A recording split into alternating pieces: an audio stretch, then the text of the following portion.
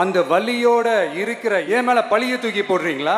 குற்றவாளியே நீங்க தான். நீ எவன் குற்றத்தை செஞ்ச குற்றத்தை ஒத்துக்கிட்டான்? சாதாரண திருட்டையே எவனும் ஒத்துக்கிட மாட்டான். கொலை பண்ணிட்டு ஒத்துக்கிடுவானா? ஆமா நான் தான் கொண்டுட்டேன்னு ஒத்துக்கிடுவானா? நீ தான் ஏன் குற்றவாளி.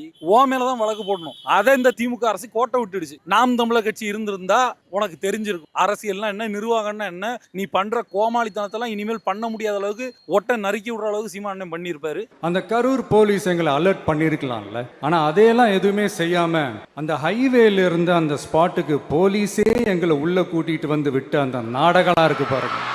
நம்பிட்டேங்க, முழுசா நம்பிட்டேன். காவல்துறை வந்து தமிழ்நாட்டு காவல்துறை தான் பண்ணிச்சா அல்லது வேற கேரளா கர்நாடகா காவல்துறை பண்ணிச்சா? தமிழ்நாட்டு காவல்துறை தானே பண்ணிச்சு. தமிழ்நாட்டு காவல்துறை இன்னைக்கு உங்க கட்டுப்பாட்டில் தானே இருக்கு. நீங்க இன்னைக்கு பிடிக்கலாமே, இன்னைக்கு செய்யலாமே, நீங்க ஏன் ஒன்றும் பண்ண மாட்டேங்கிறீங்க? லஞ்சம்லாம் ஒழிக்க முடியாது, ஊழல்லாம் ஒழிக்க முடியாது, அதெல்லாம் பிளட்டிலேயே ஊறி போய் இருக்கு அப்படின்னு சொன்னவங்க போய் ஒவ்வொரு கவர்மெண்ட் ஆபீஸா பாருங்க. ஒரு பைசா லஞ்சம் இல்ல, ஒரு பைசா ஊழல் இல்ல. இங்க பழையபடி அதே லஞ்ச லாவணியங்கள் தொடர்ந்து கொண்டுதான் இருக்கு. திமுக தாவேகா இடையில போட்டி இருந்திருக்கலாம், ஆனா இன்று அவர்களுக்கு இடையில அந்த போட்டி தொடர்ந்து கொண்டுதான் இருக்கு. லஞ்சம் வாங்குறதுலயும் கொள்ளையடிக்கிறதுலயும் இன்னும் தொடர்ந்து கொண்டுதான் இருக்கு. இன்னைக்கும் கரூர்ல தாறு மாறாதான் போயிட்டு இருக்கு. எந்த ஒரு கட்டுப்பாடும் இல்லாம ஒரு குரங்கு கூட்டம் எப்படி செயல்படுமோ அதே மாதிரிதான் இன்னைக்கும் செயல்பட்டு இருக்காங்க. இந்த விழிப்புணர்வை ஏற்படுத்ததை விட்டுட்டு நான் அன்னைக்கு இறந்தவங்களுக்கு வேலை வாய்ப்பு சும்மா இல்லைங்க. இந்த 40 பேருக்கு வேலை வாய்ப்பு கொடுக்கறதுன்னா 4 லட்சம் பேர் அதுக்கு போட்டி போட்டு படிச்சுட்டு இருப்பான். சென்னையில ஆகட்டும், கோயம்புத்தூர்ல ஆகட்டும், திருச்சியில ஆகட்டும், மதுரையில ஆகட்டும், அத்தனை லட்சம் பேர் படிச்சுட்டு இருப்பான். அப்ப அவனுக்கு வர வேண்டிய வேலையை நீ இன்னொருத்தனுக்கு உன்னை பார்க்க வந்தாங்கன்னு சொல்லி இறந்ததுக்கு நீ கொடுத்தேன்னா நீ உன் சொந்த காசை எடுத்து கொடு. 2 கோடி எடுத்து கொடு. ஒரு இறந்தவங்க ஒருத்தருக்கும் உன்னை பார்க்க வந்தானே இருந்தாங்க, 2 கோடி ஒவ்வொரு குடும்பத்துக்கு எடுத்து கொடு. இதற்கு முன்பாக திமுக எப்படி சொல்றது ஒன்று செய்யறது ஒன்று இருக்குமோ அதே போலதான் இப்பவும் தாவேகா ஆட்சியும் நடந்துட்டு இருக்கு. இதுக்கு ஒரு எடுத்துக்காட்டா பாத்தீங்கன்னா நம்ம தாவேகா அரசு அவருடைய கூட்டத்துல போட்ட தீர்மானம், குறிப்பாக இன்னைக்கு போராட்டம் நடத்தி இந்த IRELக்கு எதிராட்டு அன்று எதிர்ப்பு தீர்மானம் நிறைவேற்றிய தாவேகா அரசு ஆட்சிக்கு முன்பு இன்று ஆட்சிக்கு வந்த பிறகு அதே IRELக்கு மக்கள்கிட்ட, எங்களுடைய கன்னியாகுமரி மக்கள்கிட்ட எந்த கருத்து கேட்டுமே நடத்தாம ஒரு ஹிட்லர் போல, சர்வாதிகாரி போல அவரே முன் வந்து இன்னைக்கு ஒரு திட்டத்தை செயல்படுத்திட்டாரு. அதுவும் மக்களுக்கு மிகப்பெரிய ஒரு அழிவு ஏற்படுத்தக்கூடிய திட்டத்தை திமுக என்ன செய்யுதோ அதே தான் இப்போ செய்யறாங்க. அதே மாதிரிதான் இதுக்கு முன்பாக எப்படி கனிம வளங்கள் இங்க இருந்து கொள்ளையடிக்கப்பட்டதோ அதே மாதிரி தான் இப்ப TVK பிரபு அவர்கள் வந்துட்டு போன பிறகும் அதே கனிம வள கடத்தல் இன்றும் நடந்துகிட்டு தான் இருக்கு. ஒன்றும் இல்லை, இன்னைக்கு உங்களுக்கு சந்தேகம் இருந்தால் வாங்க, இன்னும் கொஞ்ச நேரத்தில் நான் கூட்டிட்டு போறேன். இந்த சாலையில் வரமாட்டாங்க, பக்கத்தில் சாலையெல்லாம் நான் கூட்டிட்டு போறேன். அங்கு நின்று நீங்களே காட்சி எடுத்து நீங்க மக்களுக்கு உணர்த்துங்க. அதனால எந்த மாற்றமும் எங்களுக்கு நடந்திருக்கதா எங்களுக்கு தெரியல.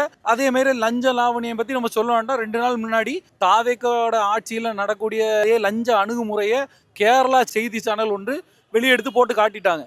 ஆனால் இன்னைக்கு கரூர்ல நம்முடைய முதலமைச்சர் அவர் என்ன சொல்லியிருக்காரு அப்படின்னா, லஞ்சம்ன்ற எதுவுமே இங்கே இடம் இல்லை அந்த மாதிரின்னு சொல்லி பேசியிருக்காரு. ஆனால் அவருக்கு இங்கே நடக்கிற விஷயங்கள்லாம் தெரியுதா இல்லையான்னு தெரில. இங்கே பழையபடி அதே லஞ்ச லாவணியங்கள் தொடர்ந்து கொண்டு தான் இருக்குது. திமுக தாவேகாக்கு இடையில போட்டி இருந்திருக்கலாம், ஆனால் இன்று அவர்களுக்கு இடையில அந்த போட்டி தொடர்ந்து கொண்டு தான் இருக்குது. லஞ்சம் வாங்குறதுலையும் கொள்ளையடிக்கிறதுலையும் இன்னும் தொடர்ந்து கொண்டு தான் இருக்குது. இதை பற்றி நான் ஒரு கேள்வி கேட்குறேன். சாராயம் குடிச்சு இறந்து போனவங்களுக்கு 10 லட்சம் கொடுத்தாங்கல்ல, அது சரியா தவறா? தவறு தானே. அவன் ஆசையில் போய் விலை மதிப்பாக கிடைக்குன்னு சொல்லி குடும்பத்தை பார்க்காம, குடும்பம் மேலே அக்கறை இல்லாமல், சமூகத்தை பற்றி அக்கறை இல்லாமல், சின்ன ஒரு அற்ப சோத்துக்காக போய் குடிச்சு இறந்தவனுக்கு 10 லட்ச ரூபா கொடுக்குறது எப்படி தவறோ அதே மாதிரி தான் இவர் என்ன பெரிய அரசியல் புரட்சியாளரா? இவர் வெறும் கவர்ச்சியை வச்சு வந்து இன்னைக்கு நின்றுருக்காரு. நாளைக்கு இவரை மாதிரி இன்னொரு கவர்ச்சி நடிகர் வந்து அவருக்கு பின்னாடி ஒரு கூட்டம் போகும், அவருக்கு பின்னாடி இதே மாதிரி போய் ஒரு கூட்டம் போய் இறக்கும். நான் கேட்குறேன், இந்த மீனவர்கள் எத்தனை பேர் இறந்துருக்காங்க? இறந்த மீனவர்களுக்கு நீங்கள் என்ன இழப்பீடு கொடுத்தீங்க? இறந்த மீனவர்களுக்கு முறையான இழப்பீடு கொடுத்தீங்களா? அவங்களுக்கே நீங்கள் வேலை வாய்ப்பு கொடுக்கல. உங்களோட தொழில்நுட்பம் கடலுக்குள்ள சரியா செயல்படாதனால எத்தனை மீனவர்கள் இறந்துருக்காங்க? நாம் தமிழர் இருந்த திருமுருகன் அவர்கள் வழக்கறிஞர் பாசறை சார்பாக ஒரு வழக்கம் போட்டிருக்காரு, வேலையை கொடுக்கக்கூடாதுன்னு சொல்லி. அதே மாதிரி தான் இந்த கவர்ச்சியில் போய் பின்னாடி போய் நின்றுக்கிட்டு இதில் இறந்து அவங்க இறப்பில் நாங்களும் அந்த துயரத்தில் நாங்களும் பங்கேற்கிறோம். எங்களுக்கும் அந்த இழப்பை சகித்து கொள்ள முடியாது தான். ஆனால் அதற்கு இது வேலை கொடுப்பது தீர்வு இல்லை. இதுக்கு உண்மையான தீர்வு என்னன்னா, முறையான ஒரு விழிப்புணர்வு கொடுக்கணும். ஒரு அரசியலுக்கு ஒரு நடிகர் பின்னாடி இப்படி போய் கூட்டத்தை போய் சாகாதீங்கன்னு சொல்லி இனி உள்ள மக்களுக்காக நீங்க விழிப்புணர்வு கொடுக்கணும். ஆனா இன்னைக்கும் கரூர்ல தாறு மாறாதான் போயிட்டு இருக்காங்க. எந்த ஒரு கட்டுப்பாடும் இல்லாம ஒரு குரங்கு கூட்டம் எப்படி செயல்படுமோ அதே மாதிரி தான் இன்னைக்கும் செயல்பட்டு இருக்காங்க. இந்த விழிப்புணர்வை ஏற்படுத்ததை விட்டுட்டு நான் அன்னைக்கு இறந்தவங்களுக்கு வேலை வாய்ப்பு சும்மா இல்லைங்க. இந்த 40 பேருக்கு வேலை வாய்ப்பு கொடுக்குறதுன்னா 4 லட்சம் பேர் அதுக்கு போட்டி போட்டு படிச்சுட்டு இருப்பான். சென்னையில் ஆகட்டும், கோயம்புத்தூர்ல ஆகட்டும், திருச்சியில் ஆகட்டும், மதுரையில் ஆகட்டும், அத்தனை லட்சம் பேர் இப்போ இளைஞர்கள் படிச்சுட்டு இருப்பான். அப்போ அவனுக்கு வர வேண்டிய வேலையை நீ இன்னொருத்தனுக்கு உன்னை பார்க்க வந்தாங்கன்னு சொல்லி இறந்ததுக்கு நீ கொடுத்தேன்னா, நீ உன் சொந்த காசை எடுத்து கொடு, 2 கோடி எடுத்து கொடு. ஒரு இறந்தவங்க ஒருத்தருக்கும் உன்னை பார்க்க வந்தானே இறந்தாங்க, 2 கோடி ஒவ்வொரு குடும்பத்துக்கும் எடுத்து கொடு. அது ஏற்கலாம். சரி, வந்தவங்களுக்கு உண்மையாட்டே அப்படி கொடுக்கட்டும். நாம் தமிழக சார்பாக இருக்கட்டும், சீமானே பாராட்டுவாருன்னு நான் நினைக்கிறேன். அப்படிதான் நான் நினைக்கிறேன். அதான் அந்த காவல்துறை வந்து தமிழ்நாட்டு காவல்துறை தான் பண்ணிச்சா, அல்லது வேற கேரளா, கர்நாடகா காவல்துறை பண்ணிச்சா? தமிழ்நாட்டு காவல்துறை தானே பண்ணிச்சு. தமிழ்நாட்டு காவல்துறை இன்னைக்கு உங்க கட்டுப்பாட்டில் தானே இருக்கு. நீங்க இன்னைக்கு பிடிக்கலாமே, இன்னைக்கு செய்யலாமே, நீங்க ஏன் ஒன்றும் பண்ண மாட்டேங்கிறீங்க? இதை விட்டுட்டு அன்னைக்கு அவசரமா ஏன் சிபிஐட்டு போனீங்க? இனி எங்களோட கட்டுப்பாட்டில் வந்துருச்சுன்னு ஏன் சொன்னீங்க? சரி, அன்னைக்கு அந்த சம்பவத்துல இறப்பு நடந்த போது ஒரு சிலர் பதிவு பண்ணியிருக்காங்க, இவரோட அணுகுமுறை சரியில்லைன்னு மக்கள்ல ஒரு சில பேர் பதிவு பண்ணியிருக்காங்க. உங்களை பார்க்க வந்த உங்களுடைய ரசிகர்கள் பதிவு பண்ணியிருக்காங்க. நீங்க ஏன் நேரம் முந்தி வந்தீங்க? ஒரு அரை மணிக்கூர் பிந்தலாம், 1/4 மணிக்கூர் பிந்தலாம். சரி, ஒரு பெரிய மனுஷன் 1 மணிக்கூர் கொஞ்சம் பிரபலமான ஆள், பெரிய மனுஷன் பிரபலமான ஆள் கொஞ்சம் நேரம் பிந்திட்டாருங்களாம். சரி, ஏதோ வேலை காரணமா 7 மணிக்கூர் பிந்தி வந்துக்கிட்டு குற்றச்சாட்டு உங்க மேலே தான் சுமத்துறேன். குற்றவாளியே நீங்க தான். நீ எவன் குத்தத்தை ஒத்துக்கிட்டான்? சாதாரண திருட்டையே எவனும் ஒத்துக்கிட மாட்டான். கொலை பண்ணிட்டு ஒத்துக்கிடுவானா? ஆமா, நான் தான் கொண்டுட்டேன்னு ஒத்துக்கிடுவானா? நீ தான் ஏன் குற்றவாளி, ஓ மேலதான் வழக்கு போடணும். அதை இந்த திமுக அரசு கோட்டை விட்டுடுச்சு. நாம் தமிழர் கட்சி இருந்திருந்தா உனக்கு தெரிஞ்சிருக்கும் அரசியல்னா என்ன, நிர்வாகம்னா என்ன. நீ பண்ற கோமாளித்தனத்தெல்லாம் இனிமேல் பண்ண முடியாத அளவுக்கு ஒட்டை நறுக்கி விடுற அளவுக்கு சீமானே பண்ணியிருப்பாரு. மக்களுக்கும் அவரோட இது தெரியல, அவ்வளோதான். வேற என்ன சொல்றது? சரி, அது நினைவு சிந்தனையை எழுப்பிட்டு போட்டு அது ஒன்றும் தப்பு இல்லை. சரி, இறந்துட்டாங்க, அவங்களோட அனுதாபங்களுக்காக ஒரு நினைவு சின்னம் எழுப்பிட்டு போட்டு அது பிரச்சனை இல்லை.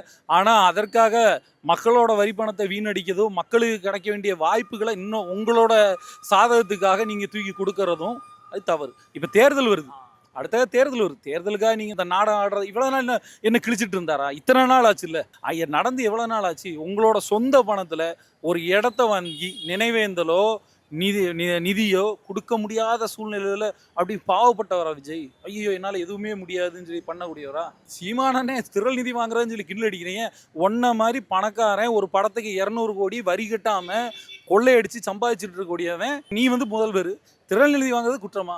நேற்று ஒருத்தர் போட்டிருக்காரு, திரள் நிதி வாங்கினதுல இருக்கிறதுலே கார்பரேட் எந்த நிதியுமே வாங்காத ஒரே கட்சி நாம் தமிழர் கட்சி மட்டும்தான். நீங்க வாங்காம இருப்பீங்களா? இவங்க எம்எல்ஏக்களோட பித்தலாட்டம் தெரியாமலையா இருக்கு? வழக்கறிஞரை நியமிக்கிறதுல பல கோடி ரூபா ஊழல்னு சொல்லி உங்களோட கட்சிக்காரர் வழக்கறிஞரே ஒருத்தர் வழக்கு போடுறாரு. கவர்ச்சி, இந்த கவர்ச்சி ரொம்ப நாளைக்கு நிலைக்காது. சரியா? அதை தங்கம்னு சொல்லி மக்கள் எடுத்து வச்சிருக்காங்க. போக மழை தண்ணி பட கரைஞ்சி தங்கம் வெறும் மண்ணுன்னு சொல்லி ஆயிரும். அப்புறம் மக்கள் தூக்கி எறிஞ்சிட்டு அடுத்து மாட்டு சக்தியா நாம் தமிழர் கட்சியை நாடி மக்கள் நிச்சயமாக வருவாங்க. அதுவரை சீமானும் அவர்களோட தம்பிகளாக நாங்களும் தொடர்ந்து களத்தில் நின்றுட்டு இருப்போம், மக்களுக்காக நின்றுட்டு இருப்போம். ஒரு நாள் நிச்சயமாக நாங்கள் வெல்லுவோம். அந்த நம்பிக்கை எங்களுக்கு இருக்கும்.